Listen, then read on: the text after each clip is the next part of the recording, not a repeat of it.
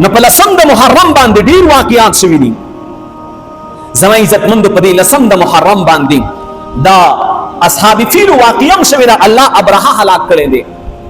په لسم د محرم باندې د سیدنا حضرت فاطمه د دې نکاح هم شوي دا او دغه رنګي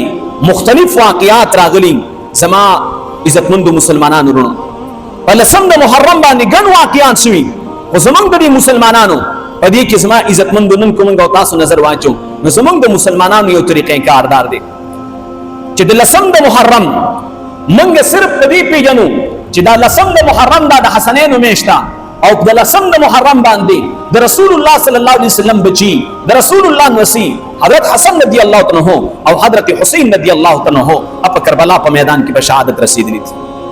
یقینا لسم د محرم یو شپږمه هجری وا د رسول الله نسی حضرت امام حسین رضی الله تعالی عنہ او د نبی علیہ الصلوۃ والسلام د وسی مرګری دا په جان د چکم د سوق په شهادت باندې ورسیدل. دا غرنګ فتح خیبر دا هم په وم کال د هجرت باندې په لسم کال د محرم باندې شوی دا او د شعب ابي طالب په یکم محرم باندې شپږم کال د نبوتو چې نبی علیہ الصلوۃ والسلام دا په یو غر کې یو ځای کې چې کوم د نبی علیہ السلام سره خلکو بایکاټ شروع او دای په دغه شعب ابي طالب کې محصور شو. ولسم د محرم باندې د حضرت آدم علیه السلام توبه قبول شوې ده او په لسم د محرم د حضرت ابراهیم علیه السلام پیدایش هم شوې ده. دغه رنګ فرعون چې دا تباش په دریاب کې او موسی علیہ السلام ته الله معجزانه پور باندې د دریاب نه نجات ورکو دا هم د لسم د محرم وا. بهر کې زمای عزت مندو غرض مې د خبرې دا چې په لسم د محرم باندې صرف یوازې دا نه ده چې دا موږ تاسو ته وایو چې لسم د محرم باندې د نبی علیه السلام د نسوب شهادت شوه دي. اوس موږ خلک متاثر کیږو په لسم د محرم باندې موږ داسې اعمال کو چې هغه د اسلام سره هیڅ تعلق نشته. په لسم د محرم موږ هغه طریقه کار اختیارو چې هغه د اسلام نه غیر وي. سخلق په دې لسم د محرم باندې راولګي ځانونه وخی دکانونه بند شي مارکیټونه بند شي تورې کپڑے واچي او زمای عزتمندو ځان وخی دا موږ چې کوم دې د حسنینو سره غم راضي کو. زمای عزتمندو د اسلام کې د دې هیڅ حیثیت نشته. یو سره چې هر څومره وی سره دی او چې کله زمای عزتمندو وفات شول اسلام منتداوي شریعت منتداوي چې دې ورځې غم راضي کې. لیکن زمای عزتمندو د رسول الله صلی الله علیه وسلم نسو او د رسول الله صلی الله علیه وسلم بیبینو د رسول الله صلی الله علیه وسلم د صحابه کرامو تابعداري په موږ تاسو باندې لازم ده. د رسول الله صحابه کرامو نبی علیہ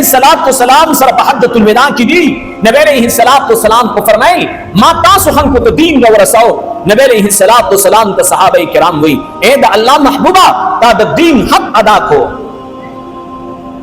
تا د دین حق ادا کو. نبی علیہ السلام اسمان ته بوتو چې الله ته گواو سماستا دین دی خلکو ته ورساو. الله ته گواو سا ما دا دین دی خلکو ته ورساو. الله ته گواو سا ما دا دین دی خلکو ته ورساو. او به صحابه کرام ته فرمایل اوس بدا دین تاسو حاضرین غایبین ته رسوي. هغه وخت غایبین منګو هغه وخت موت غایبینو د رسول الله صحابه کرام حاضرینو نبی علیہ السلام صحابه ته ویلې چې تاسو بدا دین غایبین ته رسوي. صحابه کرام دین واغستو د دنیا ګډ ګډ ته ځانې ورسو د اسلام بوله بالا کو